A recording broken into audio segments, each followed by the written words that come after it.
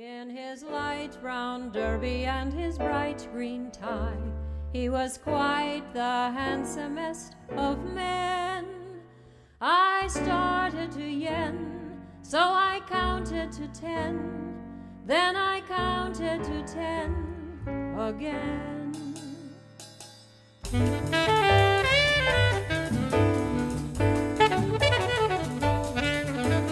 Clang, clang, clang went the trolley. Ding, ding, ding went the bell. Zing, zing, zing went my heartstrings. From the moment I saw him I fell. Chug, chug, chug went the motor.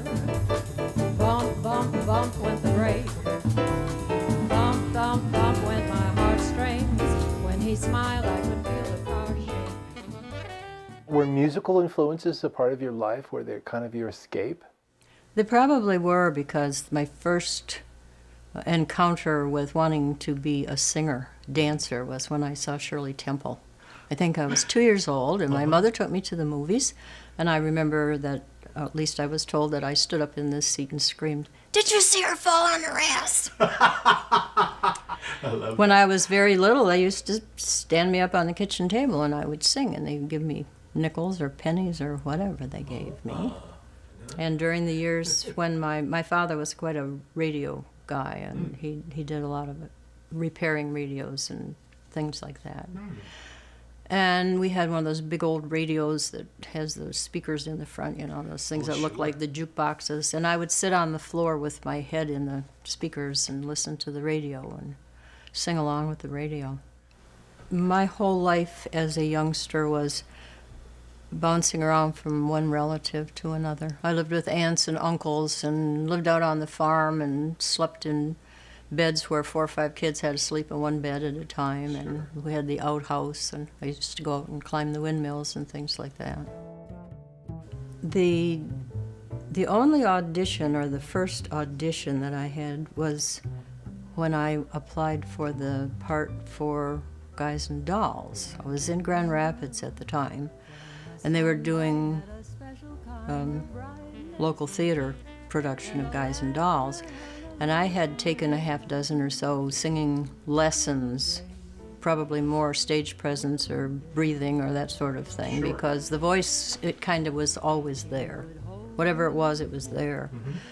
And the teacher decided that to properly train my voice in wherever he was leading it, that I should do these particular songs. So he had me go out and buy the score to Guys and Dolls. Okay. Of course, I'm totally have no idea what's going on.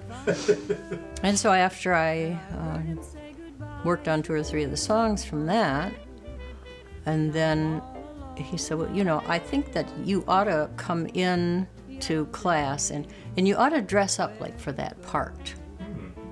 And, you know, just see how you would do. And so I did that, and he had my roommate secretly come in with me, and they whisked me down to auditions.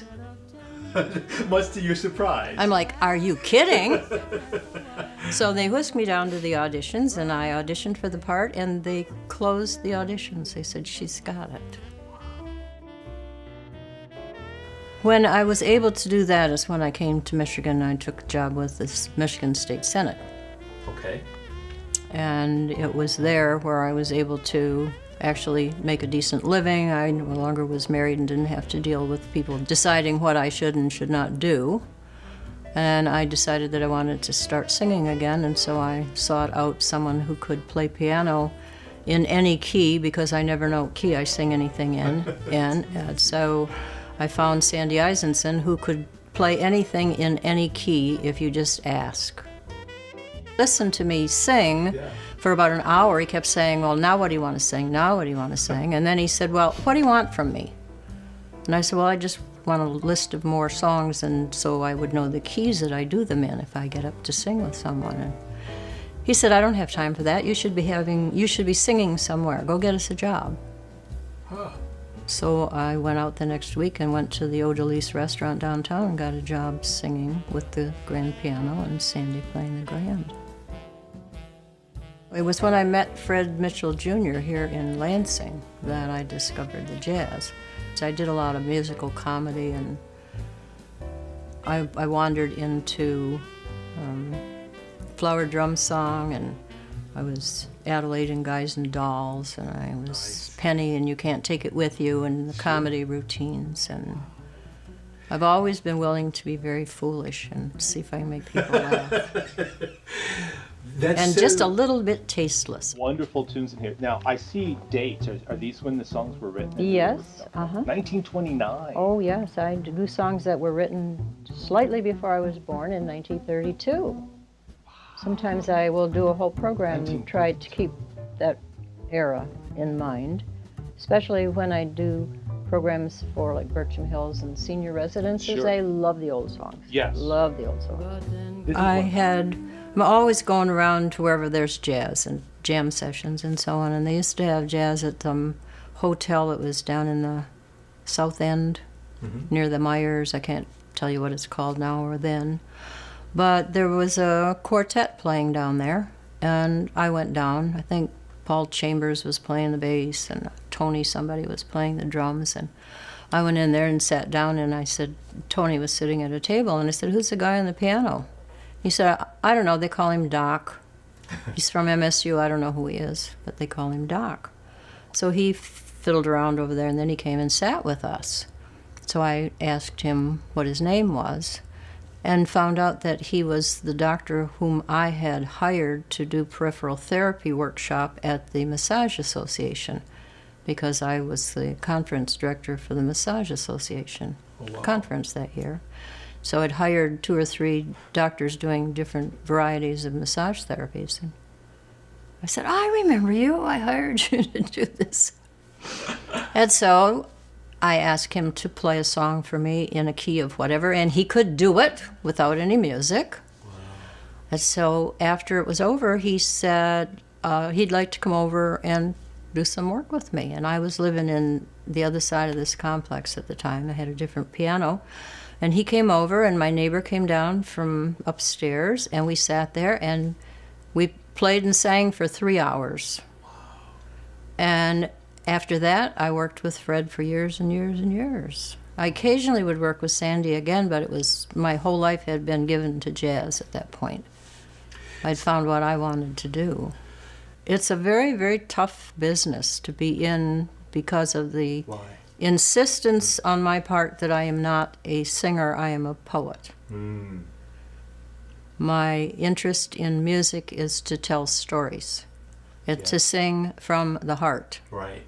This year, 2015, we're coming up on 2016 in a couple of months. How long have you been in this career now? I can't separate it. Wow. I mean, I've been singing since I could open my mouth and sing. Yeah. And whether I was doing it for money or an audience, I was always singing. Yeah. I was always singing or dancing. If you had one thing to say to everyone about the life of Betty Baxter, what would it be? You should be so lucky.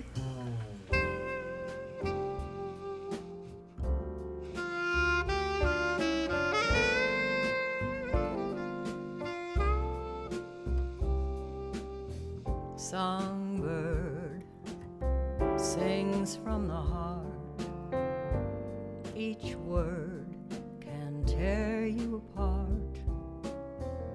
I sing, you sing along. You find your life in my song.